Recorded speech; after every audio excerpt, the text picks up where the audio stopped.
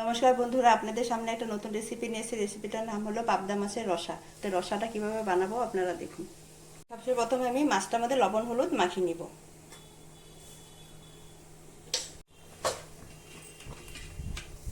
কড়াইটা গরম হয়ে গেছে, আমি কড়াইতে সরষের তেল দিয়ে দিব। তেলটার মধ্যে আমি একটু লবণ দিয়ে দিব। মাছটা ভীষণ ফুটে তো, পাবদা মাছ, সেজন্য একটু লবণ দিয়ে দিয়েছি। এখন তেলটা গরম হয়ে গেছে, মাছটা দিয়ে দিব।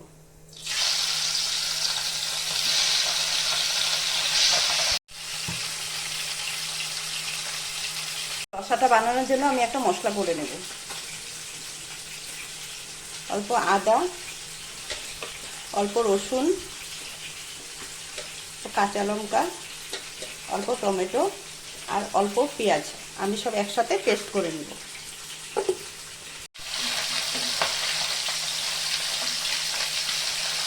মাছটা এক সাইডে হয়ে গেছে, আর এক সাইডে উঠিয়ে দিব।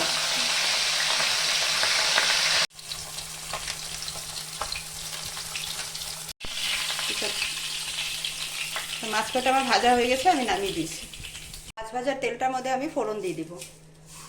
কালো জিরে, পেঁয়াজ কুচানো,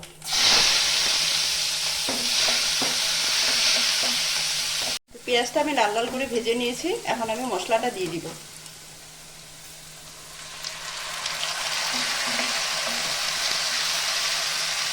মশলাটা আমি ভালো করে কষিয়ে নেব।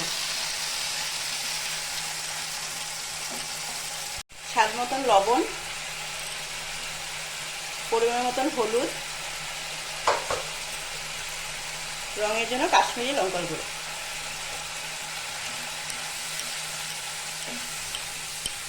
মশলার জলটা একটু শুকাক, আমি একটু ঢেকে দেব।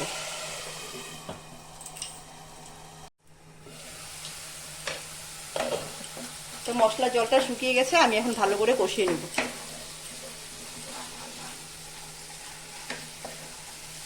তো মশলাটা আমার খুব ভালো করে কষানো হয়ে গেছে, আমি এখন জল দিয়ে দেব। মশলা দেওয়া জল ছিল, এটা দিয়ে দিয়েছি।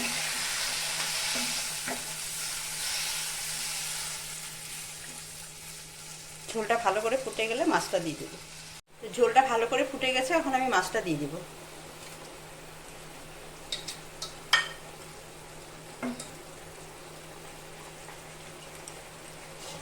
5 মিনিট ঢেকে দেব। 5 মিনিট হয়ে গেছে, আমি এখন ঢাকনাটা উঠিয়ে দিব।